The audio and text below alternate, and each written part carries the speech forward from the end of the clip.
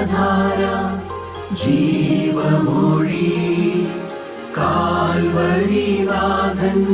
സ്നേഹമൊഴി തിരുനിറത്താൽ ജീവനേകും യേശുനാഥന്റെ ജീവമൊഴി ജീവധാര ജീവധാര ജീവധാര.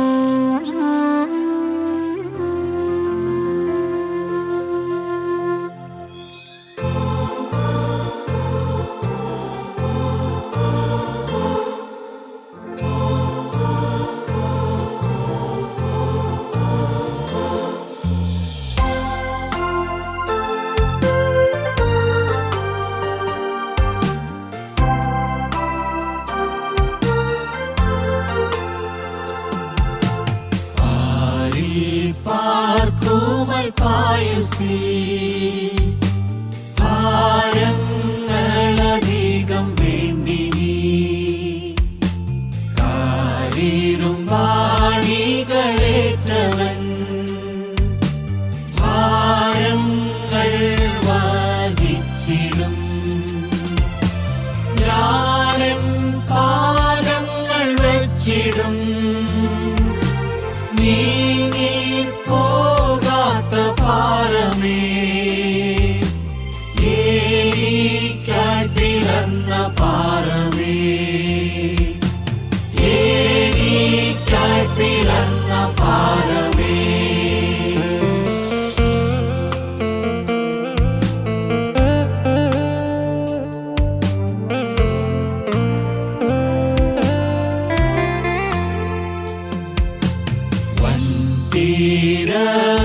തീരകളലറുമ്പോ തീരം വിട്ടു ഞാൻ പോകുമ്പോ എൻ പടകിൽ ഞാനേകനാ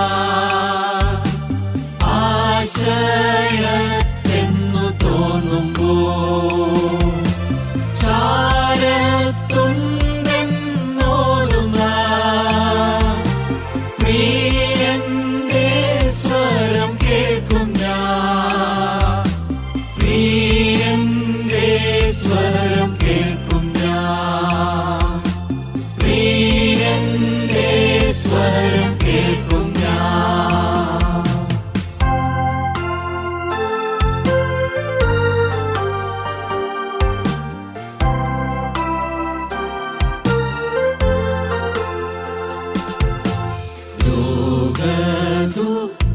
ദുഃഖങ്ങളേറുമ്പോ മാനപീഡകളേറുമ്പോ ക്രൂശിൽ പങ്കപ്പടേറ്റതാ യേശു മാത്രമെന്ന ഭയം മാറിൽ ചേർത്തണച്ചിടും ചേറ്റിൽ നിന്നു ഉയർത്തിടും കാതിൽ സാന്ത്വനമോദിടും കാതിൽ സാന്ത്വനമോദിടും.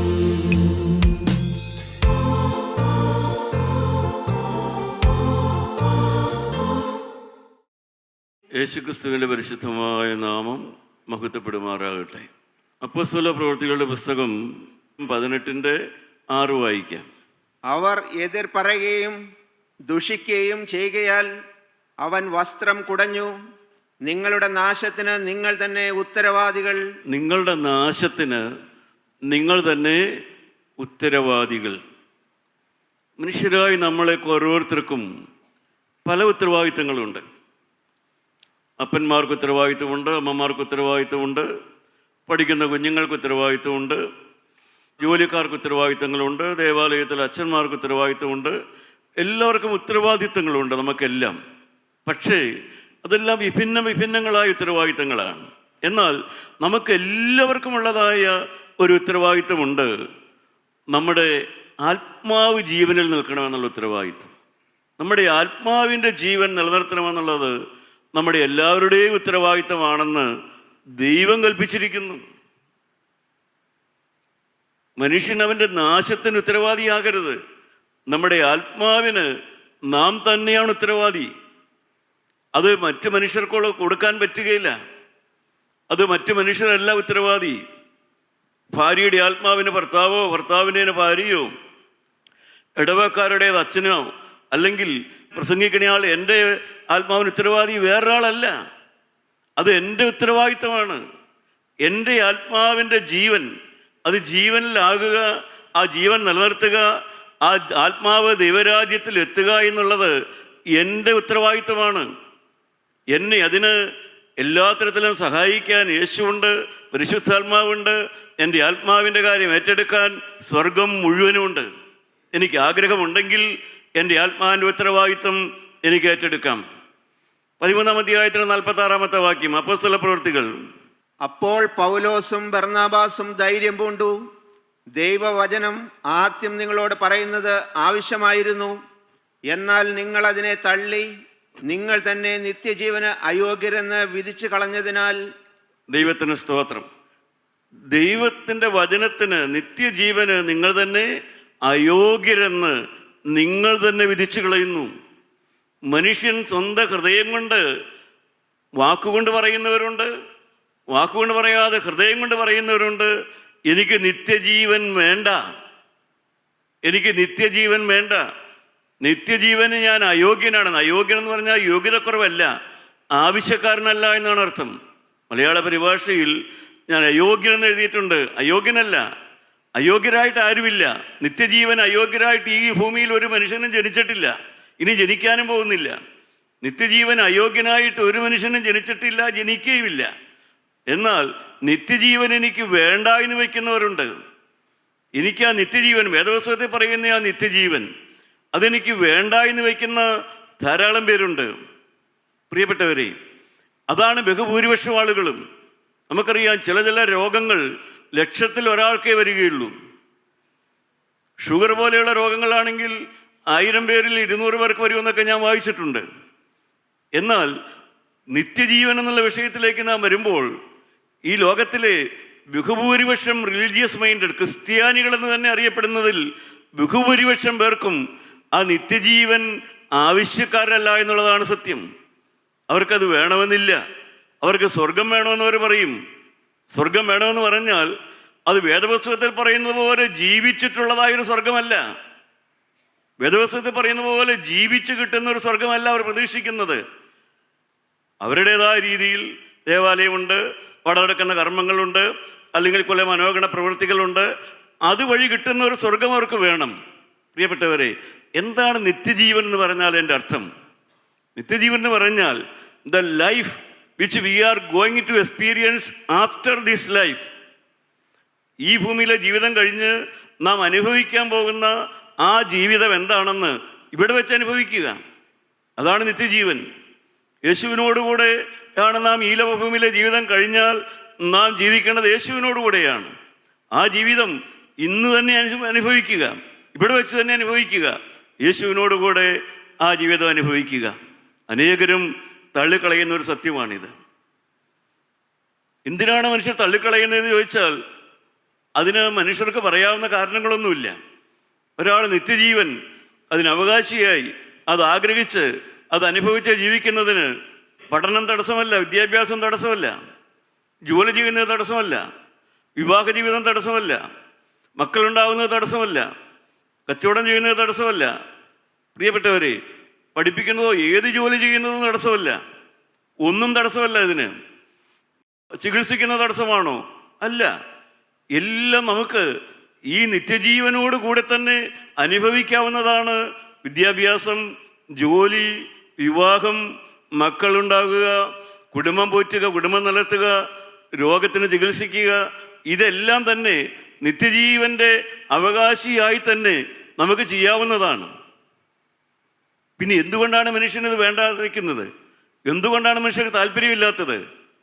ഒരു കാര്യം ഒഴിച്ച് മനുഷ്യരായി നമുക്ക് വേണ്ടതായ എല്ലാ കാര്യങ്ങളും നിത്യജീവൻ്റെ അനുഭവത്തോടു കൂടെ നമുക്ക് പ്രാപിക്കാവുന്നതും നമുക്ക് അനുഭവിക്കാവുന്നതും നമുക്ക് അത് നമ്മുടെ ജീവിതത്തിലേക്ക് സംശീകരിക്കാവുന്നതുമാണ്. Except one thing, sin no more. ഇനി പാപം ചെയ്യരുത്, ഇനി പാപം ചെയ്യരുത്. അതൊഴികെ വേറെ ഒന്നും തടസ്സമല്ല നിത്യജീവന്. ഇനി പാപം ചെയ്യരുത്. എന്താണ് പാപം? നുണയോ, വ്യാജമോ, കൗശലമോ, തന്ത്രമോ, സൂത്രമോ, വേശ്യാവൃത്തിയോ, നുണയോ, പ്രിയപ്പെട്ടവരെ, ഏതുമാകട്ടെ, കുശുമ്പോ, കുന്നായ്മയോ, നികളമോ, അഹങ്കാരമോ, വേദപുസ്തകത്തിൽ പറയുന്നുണ്ടതെല്ലാം. ആ പാപം ഒഴിച്ച് ബാക്കി ജീവിതത്തിലെ എല്ലാ കാര്യങ്ങളും മനുഷ്യന് സന്തോഷത്തോടെ സമാധാനത്തോടെ അനുഭവിക്കാനുള്ളതായ സകല സ്വാതന്ത്ര്യവും മനുഷ്യനുണ്ട്. പാപം ചെയ്യരുത് മാത്രമേ ഉള്ളൂ. പക്ഷേ മനുഷ്യനെന്ന് ആവശ്യക്കാരനല്ല എന്നുള്ളതാണ് സത്യം. എന്തുകൊണ്ടാണിത്? എന്തുകൊണ്ടാണ് മനുഷ്യർക്ക് അതിന് താല്പര്യമില്ലാത്തത്? അനേകർക്കും താല്പര്യമില്ല. കാരണം പാപത്തിന് സ്വാതന്ത്ര്യം ഉണ്ടെങ്കിലേ ജീവിതത്തിന് ആസ്വാദ്യതയുള്ളൂ എന്നുള്ളതാണ് സ്വതവേ മനുഷ്യൻ്റെ ചിന്താഗതി. പാപം ചെയ്യാനുള്ള സ്വാതന്ത്ര്യം ഉണ്ടെങ്കിലേ ജീവിതത്തിന് ആസ്വാദ്യതയുള്ളൂ, ജീവിതത്തിന് സുഖമുള്ളൂ, ജീവിതത്തിന് സന്തോഷമുള്ളൂ. ഇതാണ് സ്വതവേ മനുഷ്യൻ്റെ ചിന്താഗതി. അത് ഏത് നിലയിലുള്ള മനുഷ്യനായാലും, വിദ്യാസമ്പന്നനായാലും, ഉന്നതനായാലും, പ്രിയപ്പെട്ടവരെ, ദേവാലയത്തോട് ബന്ധപ്പെട്ടവനായാലും, സുവിശേഷ രംഗത്തുള്ളവരായാലും, പാപത്തോടു കൂടെയുള്ളതായ ജീവിതം മാത്രമേ സന്തോഷ ജീവിതമുള്ളൂ എന്നുള്ളതാണ് സ്വതവേ മനുഷ്യൻ്റെ ചിന്താഗതി. ദൈവത്തിന് സ്തോത്രം. അതുകൊണ്ടാണ് വേദപുസ്തകം പറയുന്നത്, നശിക്കരുത്, നിങ്ങൾ നിങ്ങളുടെ നാശത്തിന് കാരണക്കാരാവരുത്. ഈ വചനം കേട്ടുകൊണ്ടിരിക്കുമ്പോൾ തന്നെ നിങ്ങൾ ആവശ്യക്കാരാകണം, നിങ്ങൾ പ്രാർത്ഥിക്കണം, നിങ്ങൾ അപേക്ഷിക്കണം. കർത്താവേ, ഈ നിത്യജീവൻ്റെ അനുഭവം മുഴുവനൊന്നും ഗ്രഹിക്കാൻ എനിക്ക് പ്രാപ്തിയില്ല, പക്ഷേ ഞാനൊരു ആവശ്യക്കാരനാണ്, എനിക്ക് നിത്യജീവൻ വേണം. നിത്യജീവൻ കർത്താവായ യേശുവിൻ്റെ പക്കലുണ്ട്, അതവൻ്റെ വചനത്തിലുണ്ട്, അതവൻ മനുഷ്യരിലേക്ക് പകർന്നു തരുന്നതാണ്. അതെനിക്ക് വേണമെന്നുള്ളതായ ഒരാഗ്രഹമാണ് നമുക്ക് വേണ്ടത്. അതിന് മതമോ ജാതിയോ വിദ്യാഭ്യാസമോ ഒന്നും തടസ്സമല്ല. നമ്മുടെ ഹൃദയം കൊണ്ട് ആഗ്രഹിച്ചാൽ മതി. നമ്മുടെ ഹൃദയം കൊണ്ട് അത് ആഗ്രഹിച്ചുകൊണ്ട് ഇനിമേൽ പാപം ചെയ്യുകയില്ല എന്നുള്ള ഒരു സമർപ്പണത്തോടുകൂടെ നിങ്ങൾ ക്രിസ്തുവിനായി നിങ്ങളുടെ ജീവിതം കൊടുക്കുമ്പോഴാണ് ആ നിത്യജീവൻ ആരംഭിക്കുന്നത്. നമുക്ക് നശിച്ചു പോയ ഒരു മനുഷ്യനെക്കുറിച്ച് ഇന്ന് അല്പസമയം ചിന്തിക്കാം. ലൂക്കോസിൻ്റെ സുവിശേഷം 16-ാം അധ്യായത്തിൽ നാം ഒരു മനുഷ്യനെ കാണുന്നുണ്ട്. നശിച്ചുപോയ ഒരു മനുഷ്യൻ, ഒരു മതഭക്തനായിരുന്നു എന്ന് വേദപുസ്തകം വായിച്ചാൽ നമുക്ക് മനസ്സിലാകും. 16-ാം അധ്യായത്തിൻ്റെ അവസാന ഭാഗത്ത് ധനവാന്റെയും ലാസറിൻ്റെയും ഉള്ളതായ ഒരു സംഭവമോ കഥയോ എന്തുമാകട്ടെ നമ്മുടെ കർത്താവ് പഠിപ്പിക്കുന്നുണ്ടല്ലോ. അവിടെ നാം എന്താണ് കാണുന്നത്? ഒരു നശിച്ചുപോയ മനുഷ്യനെ നാം അവിടെ കാണുന്നു. അവനൊരു ധനവാനായിരുന്നു, അവൻ പണമുള്ളവനായിരുന്നു, പക്ഷേ അവൻ നശിച്ചുപോയി. പണമുള്ളത് കൊണ്ട് അവൻ നശിക്കേണ്ട കാര്യം ഉണ്ടായിരുന്നില്ല, പക്ഷേ അവൻ ആത്മാവിനെ കരുതുന്നവനായിരുന്നില്ല, അവൻ നശിച്ചുപോയി. ആ ധനവാനോട് ചേർത്ത് വേറൊരാളെയും കൂടെ യേശുക്രിസ്തുവോടെ പഠിപ്പിക്കുന്നുണ്ട്, ദരിദ്രനായ ഒരു ലാസർ. അവൻ ദരിദ്രനായിരുന്നു, അതിദാരിദ്ര്യത്തെ കഴിഞ്ഞ ഒരു മനുഷ്യനായിരുന്നു. ദൈവമക്കളെ, മനുഷ്യർ സ്വതവേ കണക്കാക്കുന്ന ഒരു രീതിയുണ്ട്. ഇയ്യോബിൻ്റെ പുസ്തകം വായിക്കാൻ നമുക്ക് കാണാം. അതിൻ്റെ 12-ാം അധ്യായം 5-ാമത്തെ വാക്യം നോക്കാം. ഇയ്യോബിൻ്റെ പുസ്തകം 12-5 വായിച്ചു നോക്കാം. വിപത്ത് നിന്ദ്യം എന്ന് സുഖിയന്റെ വിചാരം. വിപത്ത്, ആപത്ത് അഥവാ കുറവ് നിന്ദ്യമെന്നാണ് സുഖിക്കുന്നവൻ്റെ വിചാരം. സ്വതവേ മനുഷ്യൻ്റെ ഒരു ചിന്താഗതിയാണിത്. വിപത്ത്, രോഗമായാലും ദാരിദ്ര്യമായാലും, അല്ലെങ്കിൽ വീട് ചെറുതാണ്, എല്ലാവരുടെയും വീട് പോലെ മുഴുത്തതല്ല, ഭംഗി കുറവാണ്, വിദ്യാഭ്യാസം അല്പം കുറവാണ്, ജോലി വലുതല്ല, അത്ര മികവുള്ള ജോലിയല്ല. വിപത്ത് നിന്ദ്യം എന്ന് വെച്ചാൽ ശേഷം മനുഷ്യരെ പോലെ എനിക്കില്ലെങ്കിൽ അതൊരു നിന്ദ്യമായ വിഷയമാണ്. സ്വതവേ മനുഷ്യൻ്റെ ഒരു ചിന്താഗതിയാണത്. ആ കാലത്തും അങ്ങനെ തന്നെയാണ്. വിപത്ത് നിന്ദ്യം, അത് ഒരിക്കലും നല്ലതാണെന്നോ അല്ലെങ്കിൽ ദാരിദ്ര്യം നല്ലതാണെന്നല്ല അതിൻ്റെ അർത്ഥം. പക്ഷേ അങ്ങനെയുള്ളതായ ഏതെങ്കിലും ഒരു കെടുതി വന്നാൽ അത് ഒരു നിന്ദ്യമായ വിഷയമാണ്. ദൈവം ശപിച്ചതാണ്, ദൈവം കൈവിട്ടതാണ്. അതുകൊണ്ടാണ് വിപത്ത് വരുന്നത്, ദാരിദ്ര്യം വരുന്നത്, ചെറിയ വീടായി പോകുന്നത്, സമ്പത്തുണ്ടാകാത്തത് എന്നെല്ലാം മനുഷ്യന് സ്വതവേ ഒരു ധാരണയുണ്ട്. ആ ധാരണ സുഖിയൻ്റെ ചിന്തയെന്നാണ് വേദപുസ്തകം പറയുന്നത്. ഉള്ളവൻ്റെ ചിന്തയാണത്. പണമുള്ളവൻ്റെ ചിന്തയാണ് പണമില്ലാത്തവൻ ദൈവാനുഗ്രഹമില്ലാത്തവനാണ്, അവന് ദൈവം കൂടെയില്ല, അവനെ ദൈവം കാണിച്ചിട്ടില്ല. അങ്ങനെ അത് സുഖിയൻ്റെ ചിന്തയാണ്. പണമില്ലെങ്കിലും പണക്കാരനാകാൻ ആഗ്രഹിക്കുന്നവൻ്റെ ചിന്തയാണ് വിപത്ത് നിന്ദ്യമാണ്. എൻ്റെ പ്രിയപ്പെട്ടവരെ, നമ്മുടെ കൂട്ടായ്മയിലും അങ്ങനെയുള്ളതായി ചിലരെങ്കിലൊക്കെ ഉണ്ടെന്ന് എനിക്ക് തോന്നുന്നു. വീട് ചെറുതാണ്, ചെറിയ സൗകര്യങ്ങളേ ഉള്ളൂ. ഒന്ന് ഓർത്ത് നോക്കിയാൽ നമ്മുടെയൊക്കെ ബാല്യകാലത്ത് എന്തുണ്ടായിരുന്നു, എങ്ങനെയായിരുന്നു ചിന്തിച്ചാൽ നമുക്കറിയാം. പക്ഷേ ദൈവമക്കളെ ഒന്ന് ഓർത്ത് നോക്കൂ. ജീവനുള്ള ദൈവത്തിൻ്റെ മക്കളെന്ന് അറിയപ്പെടുന്നവർ, വേദപുസ്തകത്തിൽ തന്നെ ദൈവമക്കളെന്ന് അറിയപ്പെടുന്നവർ എങ്ങനെയെല്ലാം ഉള്ളവരായിരുന്നു? അവരെങ്ങനെയെല്ലാം ഉള്ളവരായിരുന്നു? ചിലർ നിത്യജീവൻ പ്രാപിച്ച ദൈവവേദലായി തീർന്ന ഈ ലാസർ ഒരു ദാരിദ്രനായിരുന്നു. എന്നാൽ ദൈവമക്കളിൽ ചിലർ സമ്പന്നരായിരുന്നു. അബ്രഹാം പിതാവെല്ലാം സമ്പന്നനായിരുന്നു. യോവെല്ലാം ആ ദേശത്തിലെ സമ്പന്നനായിരുന്നു. ദൈവമക്കളിൽ ചിലർ അടിമകളായിരുന്നു. അക്കാലത്തെ അടിമകളായിരുന്നു ഇവർ. ചിലര് അവരുടെ രാജാക്കന്മാരായിരുന്നു. ചിലര് വീട്ടിലെ ഏറ്റവും മാന്യത കുറഞ്ഞതോ പകിട്ട് കുറഞ്ഞതോ കഴിവ് കുറഞ്ഞതോ ആയ ആളുകളായിരുന്നു. ദാവീദ് അവൻ്റെ സഹോദരന്മാരിൽ ഏറ്റവും ചെറിയവനായിരുന്നു. ദൈവമക്കളായി ചിലർ നോക്കിയാൽ ചിലർ ഭാഗ്യം കെട്ടവരാണെന്ന് പറയാം. ദൈവമക്കളായി തീർന്നു, പക്ഷേ അവരെ ഭാഗ്യം കെട്ടവരെന്നേ ലോകം പറയുകയുള്ളൂ. കാരണം രൂത്തിനെ പോലെയുള്ള ഒരു വ്യക്തിത്വം, രൂത്തിനെ നാം കാണുമ്പോൾ ഇന്ന് നാം പറയുമായിരിക്കും, പക്ഷേ അവൾ കടന്നു പോകുന്ന ആ ജീവിതപാതയിൽ അവളെക്കുറിച്ച് എന്ത് പറയും? അവളെ എങ്ങനെ വിലയിരുത്തും?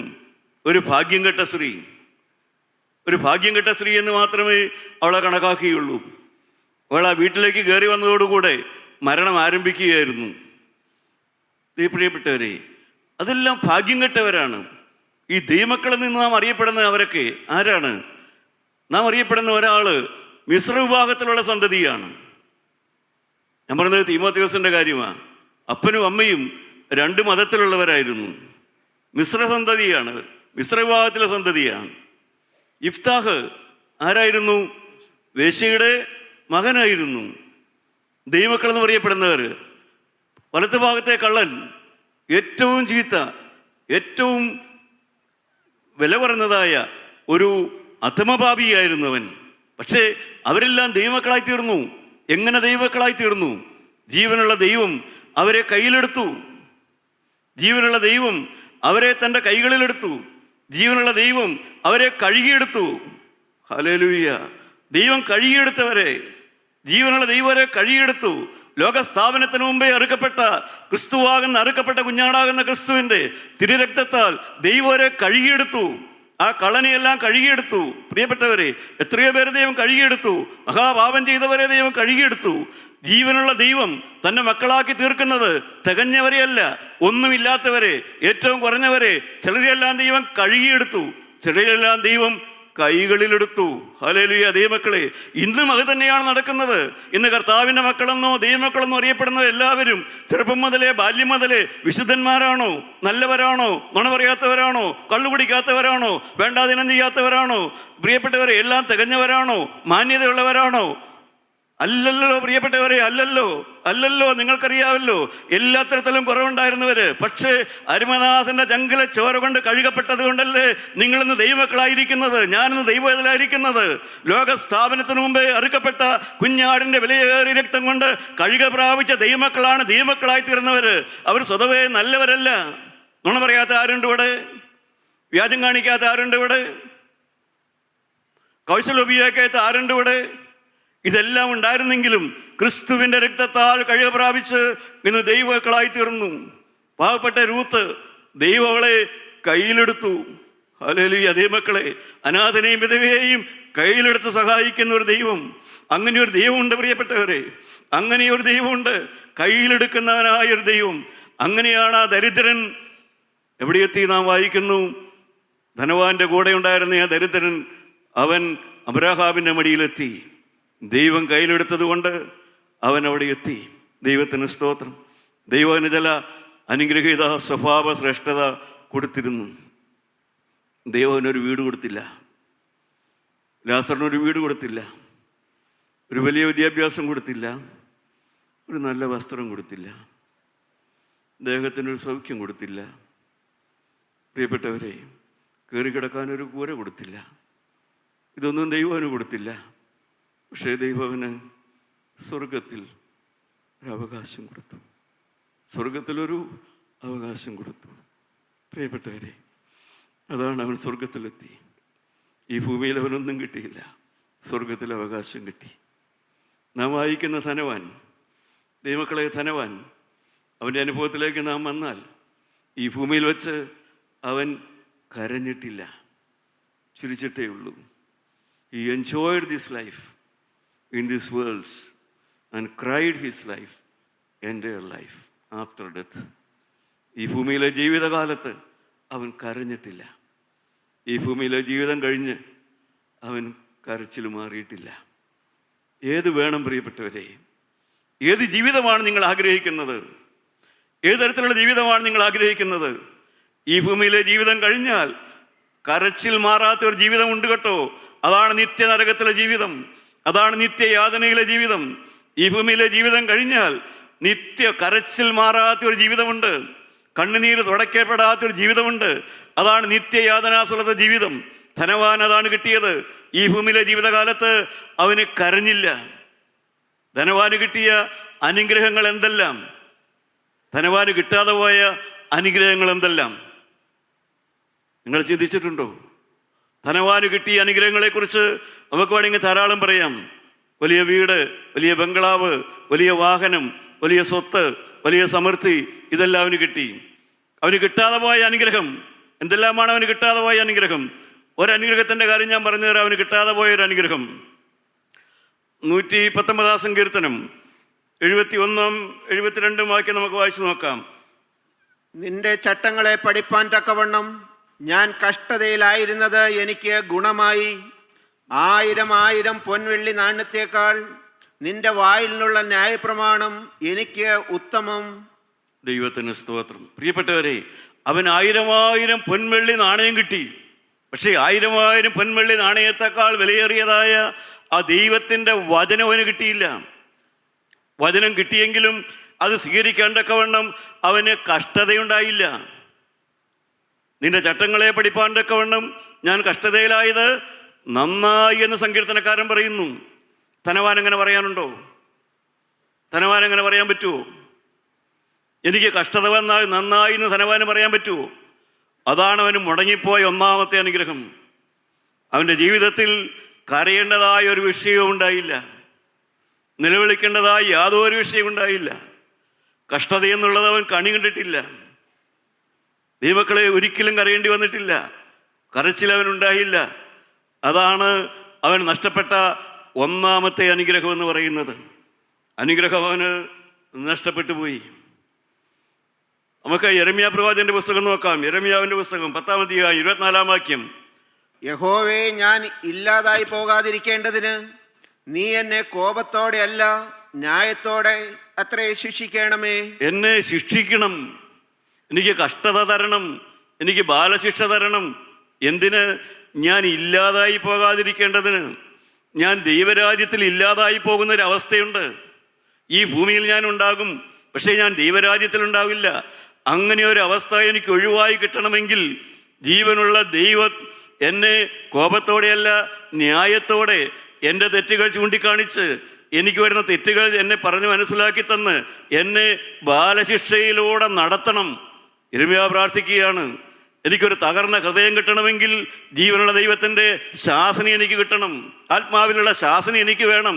എന്നാലേ ഞാൻ അഹങ്കാരമില്ലാത്തവനാകുള്ളൂ, എന്നാലേ ഞാൻ താഴ്മയുള്ളവനാകുള്ളൂ, എന്നാലേ ഞാൻ വിനയമുള്ളവനാകുകയുള്ളൂ. ദൈവത്തിന് സ്തോത്രം. പ്രിയപ്പെട്ടവരെ, കഷ്ടതയുടെ വില അവൻ മനസ്സിലായില്ല, അതവൻ അനുഭവിക്കാൻ പറ്റിയില്ല. അതുകൊണ്ട് എന്താണ് സംഭവിച്ചത്? അവൻ ആത്മാവിൽ നശിച്ചുപോയി, നഷ്ടപ്പെട്ടു പോയി. ഭാഗ്യവാനായ പൗലോസ് പറയുന്നുണ്ടല്ലോ, 2 കൊരിന്ത്യർ 12-ാം അധ്യായത്തിൻ്റെ 7-ാം വാക്യം നമുക്കൊന്ന് വായിച്ച് നോക്കാം. 12:7. ഭാഗ്യവാനായ പൗലോസിന് ദൈവരാജ്യത്തിലെത്തിയതിനെ കുറിച്ച് പൗലോസിന് എന്താ പറയാനുള്ളത്? പ്രസംഗിച്ചതുകൊണ്ട് ദൈവരാജ്യത്തിലെത്തിയെന്ന് പൗലോസിന് പറയാനില്ല. പ്രസംഗിച്ച് ദൈവരാജ്യത്തിലെത്തിയ ആളല്ല പൗലോസ്. പ്രിയപ്പെട്ടവർ, ദൈവവേല ചെയ്ത് ദൈവരാജ്യത്തിലെത്തിയ ആളല്ല പൗലോസ്. പൗലോസ് പിന്നെ എങ്ങനെ ദൈവരാജ്യത്തിലെത്തി? അതാണ് 12:7 വായിച്ചു നോക്കാം. വെളിപാടുകളുടെ ആധിക്യത്താൽ ഞാൻ അതിയായി നിഗളിച്ചു പോകാതിരിപ്പാൻ എനിക്ക് ജഡത്തിലൊരു ശൂലം തന്നിരിക്കുന്നു. ഞാൻ നിഗളിച്ചു പോകാതിരിക്കേണ്ടതിന് എന്നെ കുത്തുവാൻ സാത്താന്റെ ദൂതനെ തന്നെ. എൻ്റെ ശരീരത്തിൽ എനിക്കൊരു ശൂലമുണ്ട്, എൻ്റെ ശരീരത്തിൽ എനിക്കൊരു കഷ്ടതയുണ്ട്, എനിക്കൊരു വേദനയുണ്ട്. അതുകൊണ്ടാണ് പൗലോസ് പറയുന്നത്, ഞാൻ ദൈവരാജ്യത്തിലെത്തും. ഞാൻ നല്ല പോർ പൊരുതി ഓട്ടം തികച്ചു വിശ്വാസം കാത്തു. എന്നെ നിലനിർത്തിയതെൻ്റെ ശൂലമാണ്. ഞാൻ നിഗളിയായി പോകാതിരിക്കാൻ നിലനിർത്തിയത് ശൂലമാണ്. പൗലോസിനൊരു സമർപ്പണമുണ്ടായിരുന്നു. ഞാൻ എൻ്റെ ശരീരത്തെ ദണ്ഡിപ്പിച്ച് അടിമയാക്കുന്ന സ്വഭാവം പൗലോസിനുണ്ടായിരുന്നു. പ്രിയപ്പെട്ടവരെ, ശരീരം പാപത്തിന് വിട്ടുകൊടുക്കില്ല, സമർപ്പണമുണ്ടായിരുന്നു. ശരീരം കൊണ്ട് പാപം വരില്ല, സമർപ്പണമുണ്ടായിരുന്നു. ആ സമർപ്പണം പലർക്കും ഉണ്ട്. പക്ഷേ അതുകൊണ്ട് മാത്രം ദൈവരാജ്യം കിട്ടില്ല.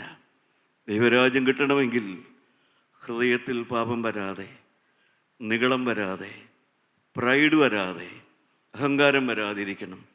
അതിന് ദൈവം അനുഗ്രഹിച്ച് പൗലോസിന് ഒരു ശൂലം കൊടുത്തു. പ്രിയപ്പെട്ട ദൈവമക്കളെ, ധനവാന് ഇതൊന്നും കിട്ടിയില്ല. നിങ്ങളൊന്ന് ആലോചിച്ച് നോക്കൂ പ്രിയപ്പെട്ടവരെ. ഹോസ്പിറ്റലിലേക്ക് പോകുമ്പോൾ ക്രെഡിറ്റ് കാർഡും ചെക്ക് ബുക്കും നിങ്ങൾ കൊണ്ടുപോകുന്നുണ്ടാകും. അത് രണ്ടും കൊണ്ടുപോയാൽ മതിയോ?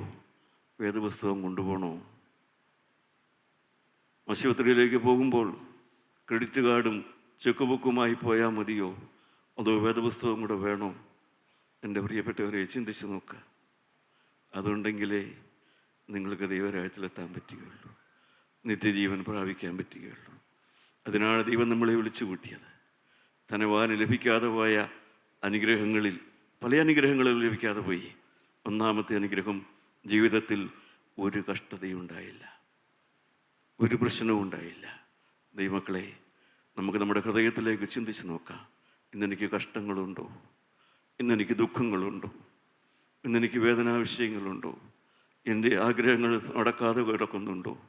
എവിടെയെല്ലാം എനിക്ക് ഇച്ഛാഭംഗം വന്നിട്ടുണ്ട്, എവിടെയെല്ലാം എന്നെ താഴ്ത്തി കെട്ടിയിട്ടുണ്ട്, എവിടെയെല്ലാം എന്നെക്കൊണ്ട് കഴിവില്ല എന്ന് പറഞ്ഞിട്ടുണ്ട്. നീ വന്നു കയറിയ പിന്നെ ഒരു അനുഗ്രഹമില്ല എന്ന് ആരെങ്കിലും പറഞ്ഞിട്ടുണ്ടോ കുഞ്ഞെ?